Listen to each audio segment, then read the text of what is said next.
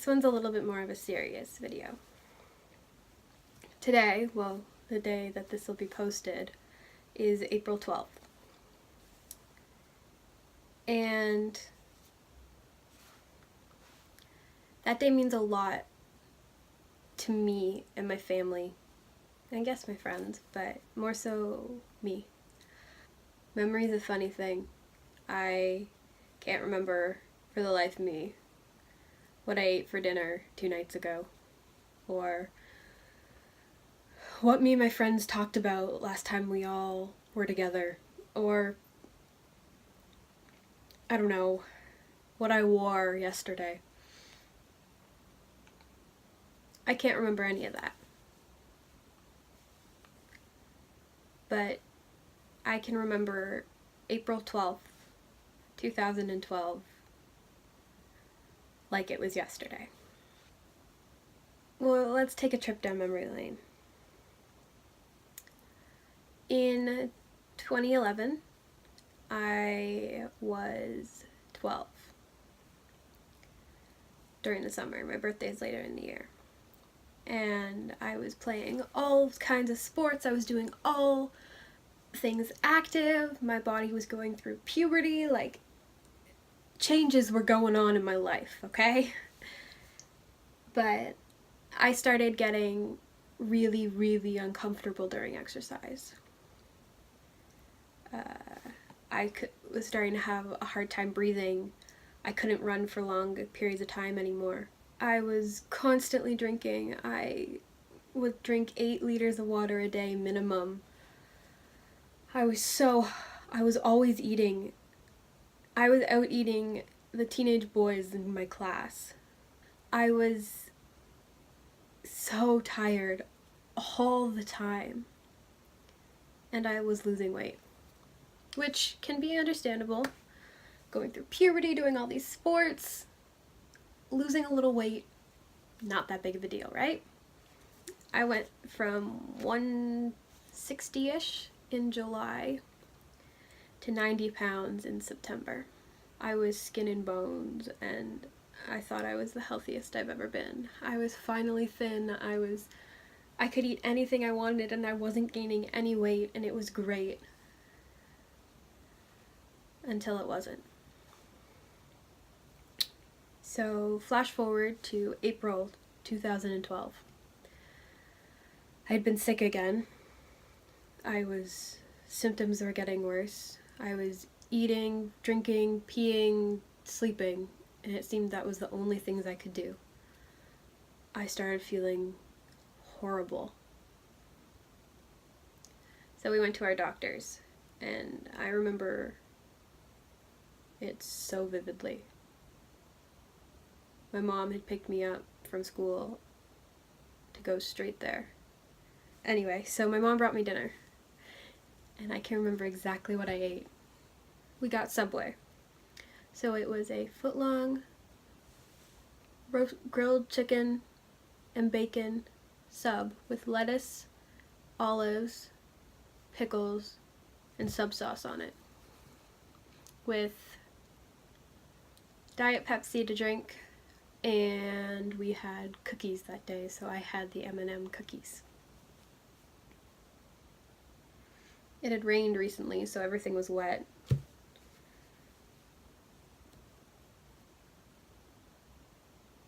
And I remember going to my doctors and them saying they were going to do a test and that all they needed was a little bit of blood, and I had a phobia of needles.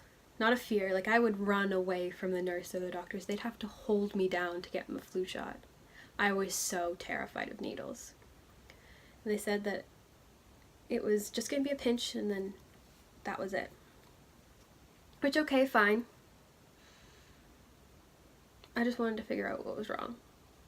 I later found out what they were doing was they were testing my blood sugar on a thing called a glucose meter. And glucose meters only read so high before you're out of their range. The amount of sugar in your bloodstream is out of the range that meter can read, which at hospitals they can basically read to infinity because they have specialized equipment. But once it reaches a certain point, it reads HI, meaning that it's too high for the meter to read.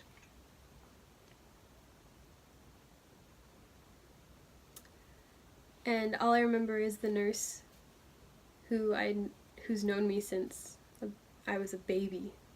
Before that, since I was inside my mother, looking at my mom and saying she needs to go to emerge right now. And that's when I broke. I was screaming and crying and telling my mom, I can't do this, you can't make me, because I was so scared. No one is telling me what's happening. All I know is that something's wrong with me and I now have to go to the emergency room at the hospital because it's serious.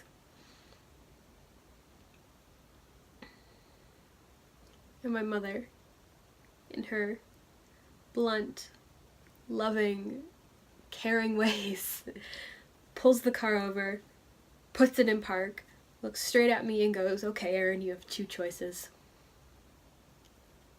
We can go to the hospital, figure this thing out, and go on with life, or you can waste away and die. And to everyone who's watching this, that may seem extraordinarily harsh, but that was my mother and that's what I needed. I needed to hear the harsh truth of what was happening.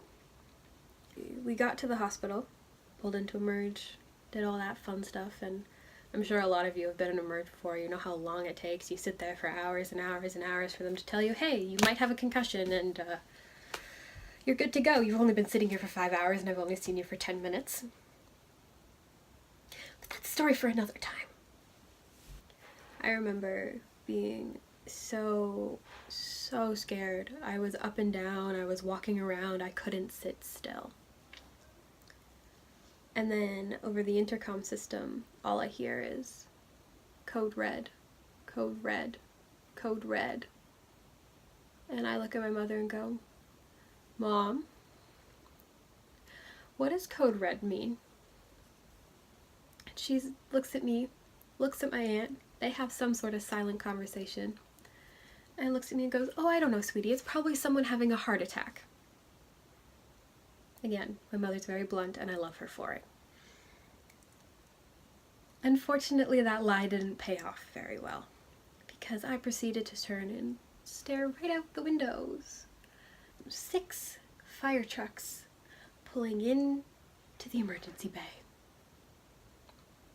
Proceeds to me going to the bathroom and basically puking my guts out.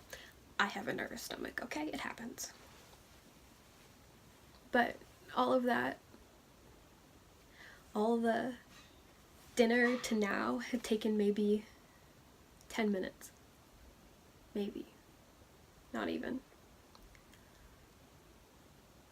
I was in a room so quickly, yet I still had no idea what was going on.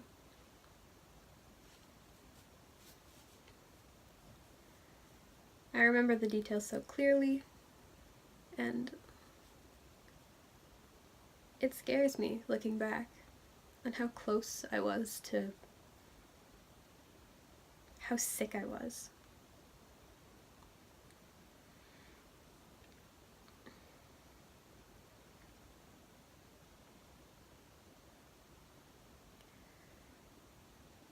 I had a male nurse, which is fine. I don't care. But I was 13 years old, terrified out of my wits, and this guy has the most terrifying resting bitch face that I have ever seen on a human being. Didn't really help my nerves, like, at all. So I'm terrified. They have to put an IV in me. 1, I'm terrified of needles. 2, this nurse, I swear, he hated me within the first, 2 seconds of us meeting. And 3rd, no one told me what an IV was. So, proceeds to be my mother holding down the lower half of me, my aunt holding this half of me, The nurse who's putting my IV in is holding my right leg down, kind of like leaning on it. And another nurse walks by and goes, "Do you need help?" And he's like, "Yes, please." Now she's proceeding to hold my chest down. And I'm trying to get out. I was apparently not a very cooperative patient. I'm sorry. I was scared. And my aunt's trying to distract me with pictures of pygmy hippos. Once that fanfare was all over, still, no one's telling me what's happening. And somewhere in all that, my aunt left and my grandfather showed up, and I don't actually remember a lot. I do remember getting the first needle, because I just sat there, gave my grandpa a hug, and said, "Okay, go for it." I swear, my mother almost passed out when she came back from getting food, and the first thing I said was, "Hey Mom, I got a needle." And I didn't scream. And I swear she looked like she was about to pass out. It was great. It wasn't until Friday that I was told what was happening to me. This doctor who came in on his off hours came to see me and told me that he was going to be in charge of my care, that he was an endocrinologist. And that he would help me control my diabetes.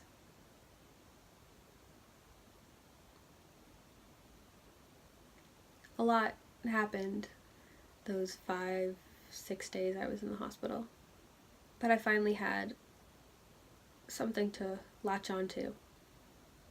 Diabetes. All these terms, I had to learn how to do so many things.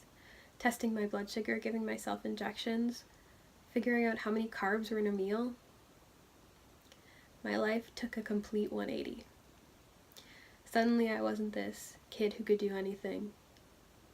I felt so alone, and nothing anyone said helped.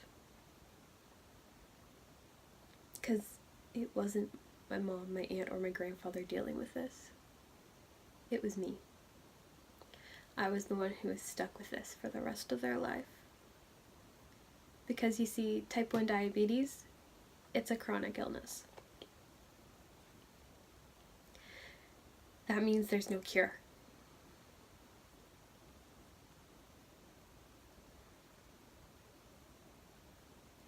But I'm lucky. Diabetes technology has improved so much in the past few years even. We now have things that'll test our blood sugars for us, that we don't have to constantly be stabbing our fingers so we can bleed a little bit every single time we feel wrong. To conclude, I guess, my name's Erin, and 7 years ago today, April 12th, 2012, I was diagnosed with type 1 diabetes. And it's changed my life.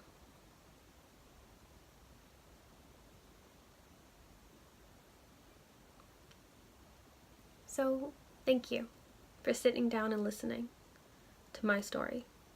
Well, at least one of them. And maybe, just maybe, we'll talk about it more in the future. See ya.